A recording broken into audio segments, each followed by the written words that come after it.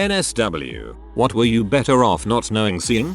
I saw my parents' bank account balance back when I was 11 or 12. It sucked. I always thought you just had a bunch of money when you were an adult. They didn't. I totally understand. One of the worst things for me as an adult was to realize that my parents, despite being pretty well off and having nice things, were living paycheck to paycheck and constantly battling going under financially. I found out when filling out financial aid stuff for college. It was shocking. I used to be a paramedic, responded to a call for a baby having a seizure. When we got there it was obvious this baby had been shaken by his mother. The filth of the trailer we were in, and the smell of this baby who had been so neglected and abused, still haunts me. I know many medics, firefighters, and police officers who quit the hour after they had to respond to an incident involving a child severely injured or dead. Lost a lot of good people in the services to incidents like that. Paramedic here. I once had a guy put a rifle in his mouth about 50 feet from my ambulance while sitting in the driver's seat of a Jeep Cherokee. He blew the entire right side of his head off. My partner freaked out and wanted to work him up because, technically, he was still breathing.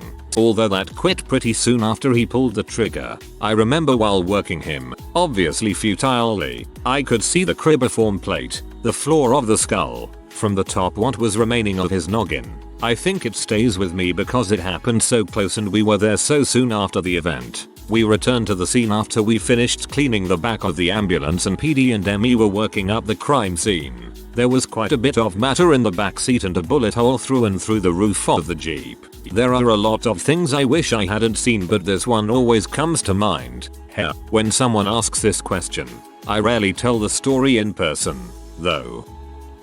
Looking into the eyes at the moment of death of an 18-year-old kid after a car crash, mangled beyond comprehension and hanging by his foot from the car, the look of sheer panic will haunt me forever. I'm surprised more paramedics don't have PTSD. I'm not a paramedic. They do. Trust me. Edit. Wow. This comment resonated with a lot of people. Thank you, kind stranger. All the crap I saw as the nurse in charge of a large university-associated burn center. I will never get those sights out of my brain, especially of the children. The children who were abused by their parents for potty training mistakes. As I changed one toddler's diaper and dressing, she would say over and over, "I'm sorry mommy, I'm sorry mama." I mean, how does your brain even function after that? My god, I am so glad that people like you exist. I read a lot of details about the Jamie Bulger murder case that happened in England in the 1990s. To the day I die I will not be able to forget what those two sick suckers did to that little boy. The backstory on one of those two boys, they were only 10 or 11 years old, is pretty grim, and while that doesn't excuse him killing Jamie, it goes a way to explain it. Kid was really fricked up. My wife had a miscarriage at 3, 1/2 months, and there it was in the toilet. Still have nightmares and serious flashbacks to that moment. I'm sorry to hear that. I hope the both of you are doing okay now.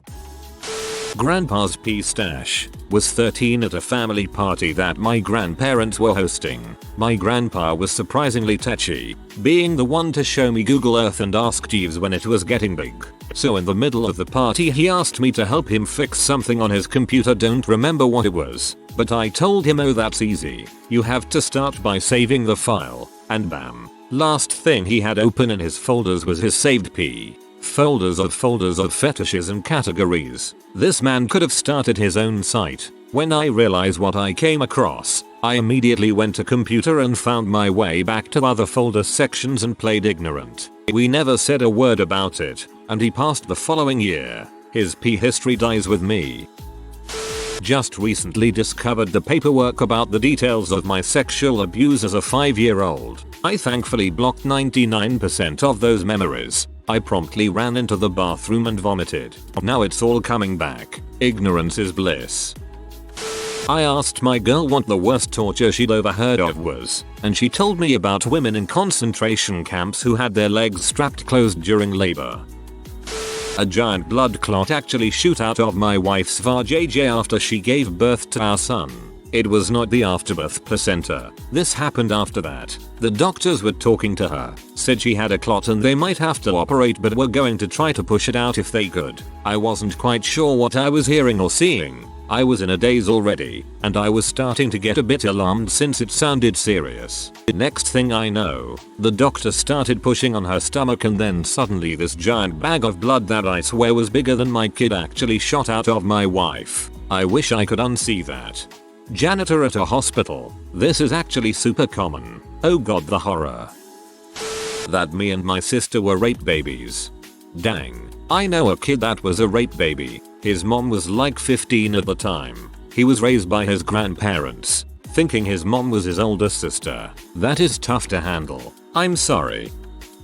I'm gonna take this in another direction. I recently came across a video of my now ex GF being double teamed. Trust me, the feeling I'm feeling right now is unique to say the least. If your so was in a P video, you're better off not knowing seeing.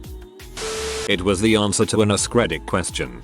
Dude had been gaming with his headphones on for a few hours. When he hears something muffled, he takes them off and hears crying. Goes downstairs and sees his wife being raped, like, in the middle of it. And it had been going on for a while. He didn't hear anything. He'd just been sitting there not hearing it happen. He killed the guy raping his wife, and found out he'd been saying he was going to rape their daughter next. It's the worst thing I've ever read, and it's scarred in my brain more than any other terrible thing I've seen. I know human ashes taste like burnt bacon. I was part of an honor guard for a burial at sea. Wearing my dress whites and standing at attention then rendering a salute when required was all we had to do. At a specific part of the ceremony the ashes are poured over the side. Ceremoniously of course. What I want you to imagine is that scene from The Mummy when they are flying away from the sandstorm. The wind kicked up just as they were pouring the ashes. We were saluting at the time. Also had visitors on the ship and it was being filmed. We all held it and didn't wince. GG military bearing. But I did hear the girl next to me let loose a muffled MMMHHMMM which I took as what we were all thinking as the dust cloud came at us. The CO pulled us aside later, thanked us for our professionalism and personally offered to reimburse any cleaning bills we would get trying to get human ashes out of dress whites. 3 guys 1 hammer. I've seen most of the fricked up videos online but this one takes the cake. Imagine your worst nightmare. This is 1,000 times worse. Don't freaking watch this video. When I was younger, we were heading to the racetrack. On the way there, there's this area with lots of apartments. This little girl was told she was 8, was in the median on her bicycle just riding along. She decided she was just going to cut across the road real quick I guess and was hit by a car 3 cars ahead of us at about 55 miles per hour. My father immediately pulls into the median and we run out to see if she was okay. When we get there, her head is partially caved in, her arms and legs looked like noodles, and her shirt was covered in blood. At the time I was 10 so I guess it really fricked my brain up or something but seeing dead people doesn't seem to bother me anymore. And if anyone is curious, her shoes did come off so I'm pretty sure she was killed almost instantly. Till that you need shoes to stay alive. I tell my mother my earliest memory is my first day at daycare. It's actually seeing her hairy crotch lounging on the toilet. My furthest memory is my mother pouring soda on my head telling me to go take a bath. After years of thinking this was a dream I asked her about it and her response was it was either that or beat your butt. Our relationship is good but really wonder what I did as a child to pee my mom off so much to pour soda on me. I even remember the brand. It was Pepsi. When Jimmy Fallon messed up his hand he said what happened to him was called degloving and told people not to google it. I googled it. Instant regret. A stray cat that lived around my parents' house when I was 15-16 ended up getting pregnant and having a litter of kittens. This was in maybe January-February. I have never really liked cats, probably stems from my allergies, but the runt had problems from day one. Her mother abandoned her and the kitten became very, very sick. Shivering and wheezing and making all sorts of ungodly noises. My parents were out of town and I had no money to take the kitten to the vet. I googled what the symptoms were and attempted to help the kitten any way I could. Feeding it milk, keeping it warm and dry and just trying to comfort it in any way I could. This happened for 3-4 days. I would come home from the part-time job I had and spend hours upon hours with it. I came home one night and I could tell that the kitten was losing its battle and on the verge of death. I laid there with it in the garage all night, holding it and feeding it and keeping it warm. She finally convulsed violently and started coughing up blood. She passed away a few minutes later. I tried so hard to help her, by any means that I could, and I just couldn't save her. Every time I see a kitten, I'm reminded of her. Sometimes I think about it and wish I had done something different. I just don't know what. Congratulations, your story has earned my tears. I watched a 50-year-old man, pedestrian, get hit by a car. I was the first one to him. He knew he wasn't going to survive and must have been in unimaginable pain. I remember his eyes looking at me saying help me, but there was nothing I could do. I felt so helpless. He died there in the street as I held his hand. When I found out my wife was cheating on me with a co-worker, I had all her text messages. At that point it confirmed my fears, but I kept reading and looking at the pictures they would send each other. I was basically confirming everything I knew already in my head, but she tried to convince me I was crazy for thinking when I would question her about cheating. Anyways, I was pretty much torturing myself for validation, so I decided to save it on a flash drive for use in divorce proceedings. We're still married and working on it. Ha, just kidding. Frick that be. Single life rules. Finding my father's body in a church parking lot after he committed suicide.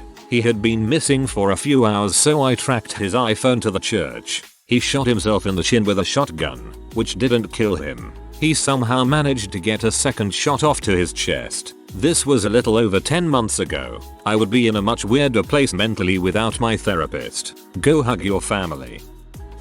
When I was about 19, I unintentionally walked in on my dad eating my mom out. I'd just left the house with a friend, and we'd driven about half a block when I remembered I'd forgotten to tell my mom something. I ran back into the house, straight to their room, flung the door open, and there, before me, two mid-50s morbidly obese people, splayed out in various directions. My mom, spread eagle with her butt slightly hanging off the edge of the bed, the sagging of the edge of the bed under her butt. My dad, on his knees, turning towards the door, his face shiny with her juices. In reflection, it seemed like I was there forever, but it was only seconds. I ran back out the house, jumped into the car. I was panicked. All I could say was drive. It was another 15 minutes before I could stop hyperventilating and tell my friend what I saw. And still I don't know what's worse, what I actually saw or the details my brain decided to fill in. Details I know I couldn't have observed because it all happened in the time it took to open a door not latched.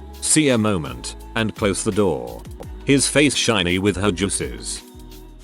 A sex fic from the 90s called Agony in Pink, starring the Pink Ranger getting mutilated and raped in disturbing detail. The worst part is that this is the kind of thing that the author wrote with a throbbing boner the entire time. You finish a story like that with a sudden urge to step outside, watch the sunset, and chain smoke all night long, realizing that the natural splendor of nature and the constructs of human civilization are nothing more than pale illusions before the naked barbarian meaninglessness of the universe.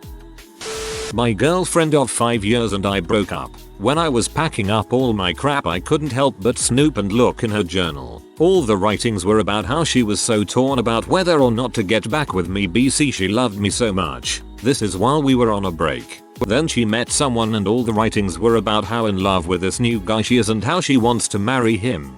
She officially broke up with me on my birthday, but they had already been talking for a week. It just sucks knowing she has these burning desires for this guy she barely knows and I can barely get out of bed in the morning. BC, I lost the woman I wanted to spend my life with. Moving on wouldn't be so hard if I didn't have that added aspect. I shouldn't have snooped. The blame is on me.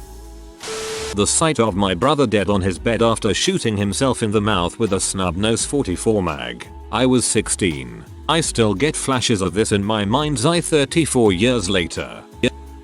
The crime scene photos from the accident that killed my parents. Frick, that is brutal. This girl at an 80s party, who is the daughter of a friend of my girlfriend's mother, was showing everyone pictures of her baby, her stillborn baby. When I was a child, my mother, an M addict at the time, left us at home with her tweaker friend to babysit. I lived in a single wide trailer on a chunk of property in southern Oregon at the time. That night I woke up to the front door, right next to my bedroom door, being smashed in and the sound of several sets of boots entering the house. The next thing I heard is a struggle and telling and then a blood-curdling scream that ended all too quickly. The yelling kept up for a minute or so and then the boots left the house and tore off in a car. When I was brave enough to go outside, I found my babysitter in the living room with his head caved in. Apparently he had ripped off his dealer and they had taken a ball-peen hammer to it. In the end he ended up with brain damage and some nasty scars from the incident. Never figured or what happened to him after that, but thankfully my brothers and I had never been hurt. Still can't scrub that crap from my eyes though. TLDR. Rip off your dealer, they will cave your head in with a hammer. When I was 9 or 10, my maternal grandmother told me my dad was cheating on my mom.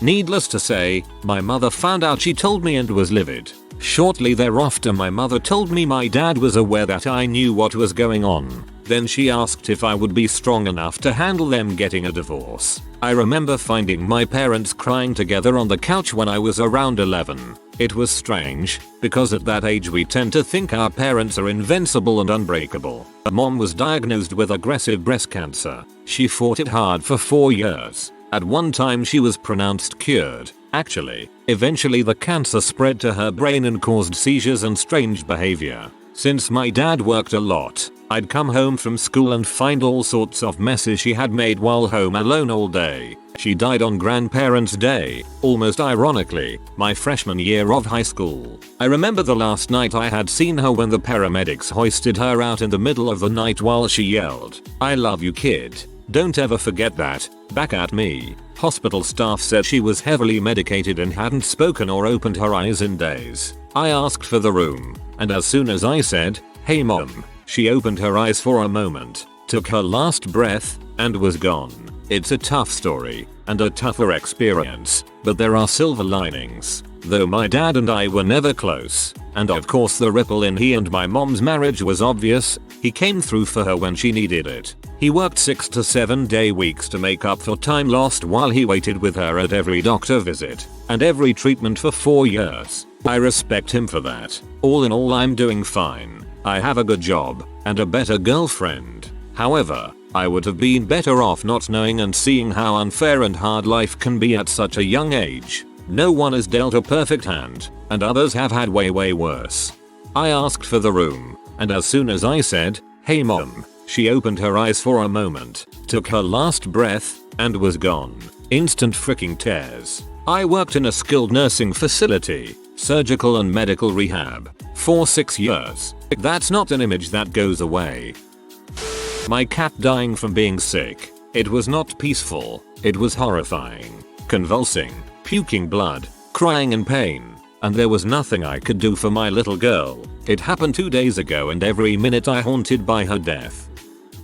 I can handle some crap on Reddit, but there was one video that has forever scarred me. It was a kid in South America who had been devoured by piranhas from his chest down, and the video is of his family recovering him from the water. The moment they showed his body, and the sounds of grief coming from his family were just awful. I wish I had never opened that link. Blue waffle. Just don't. That and the sound of the brick coming through the windshield on the highway and the guy screaming because his wife was just killed in front of him. The video from 3 or 4 years ago of that Chinese toddler that was being repeatedly rolled over by trucks and motorcycles, and nobody cared. I still hate the friend who thought it would be a fun idea to put that link somewhere I'd see it immediately. Couldn't get it out of my head for days, and it's still horrible to even think about. This is almost nothing compared to some of you, but I had a 4-week-old kitten die in my arms when I was 7 years old. Supposedly, a badger came and killed one of the kittens, and seriously hurt another. The kitten had something wrong with his neck. Couldn't eat, couldn't drink. His mother abandoned him. The worst part is, no one cared. Not one bit. No one thought to take him to the vet, and just let him suffer and die. And there I was holding this little guy for hours. Well, he cried. He died the next day. No one talked to me about it, because it meant nothing to anyone. It was the first death that meant something to me. I've never talked to anyone about it, Almost every time I think about it, I cry. And just the other week, a 7-week-old kitten came to our door. No one wanted to let him in, because we don't need another cat. I instantly went out there and got him. Frick that, if I can save a life, I will. I'm not going to let another being die, if I have to power to save them. Hearing Kevin Cosgrove screams when he was on the phone with the 911 operator when the tower he was in began to collapse on 9/11. Absolutely terrifying, and it has haunted me for over a decade. The whole conversation, he is terrified and doesn't want to die, and hearing his last seconds before the line cut off knowing he died in terror resonates with me. Till this day, whenever I'm upset about things in life, I always remember it and I shut my freaking mouth. Finding out that my mother actually doesn't love me unconditionally and seeing her texts to her friends saying that I'm worthless in her eyes now, and then hearing her tell me it over and over. All because I woke up from a religious cult and decided to save myself. I'd rather forget that one. Wife's first childbirth. I was in the delivery room. Doctor said she needed to do an episiotomy, SP, and before I could look away she takes the giant scissors and just starts cutting. Yeah, wish I hadn't seen that. Bet it was worse for your wife. Seriously, episiotomies scare the heck out of me. When I was 8 or 9, I ran into my parents' bedroom really early in the morning to play rough and tumble. I remember my hand landing on a wet sticky piece of rubbery plastic. I picked up my hand and flung it back onto the bed when my mum quickly clasped it and kind of stowed it away, hiding it. It was only when I was 13-14 when I realized what the frick had happened to me. In February 2014 my dad had a severe heart attack. It was one of those things where you get a call at 3 in the morning saying you need to get on a plane right away to come 500 miles home because dad isn't going to live. He did live. That isn't the point of this story, although I really could have done without the memory of the first moment I saw him in an induced coma in his hospital bed with his face all slack and pale and the ventilator tube hanging out the side of his mouth. That kind of fricked me up. My dad is a firefighter, almost 30 years on the job, recently retired, and still doing volunteer firefighting. He's always been strong and hale, and never shown a moment of weakness, even though inside he was tormented by PTSD from all the crap he had seen. What I really could have gone without seeing was the letter my mom wrote to my dad when I was 1 year old, tucked inside the jacket of an old book. I found it while I was home and my dad was recuperating from his heart attack. I found an old box of keepsakes and decided to dig through and see if there were any old pictures or nice things I could take to my dad's hospital room. In the letter, my mom wrote that she was writing a letter because she was upset that he wasn't talking to her or letting her in. He had taken to working extra shifts or going out drinking to stay away from home and the baby. She wrote that although it seemed like the fun part of his life was over, and that she knew he hadn't been ready for a kid, she knew he would grow to love me in time and that I'd be his little girl. She ended by acknowledging that if they ended up getting a divorce, she hoped that he'd still be a part of my life and that he wouldn't just disappear. Seeing that letter really hit me hard. It just did not jive at all with how my dad acted towards me for as long as I can remember. He's never been a super affectionate guy, but I know he loves me in his own gruff way. He's always told me he's proud of me and that I was the specialist kid because I was first. I don't know what changed from the time I was 1 to the point in time I can start to remember, but I'm glad it did. I've never told my parents that I found that letter and I don't think I will. It was just too unsettling. If you are new to the channel, you can subscribe. I publish new videos every day. Until then, check another video.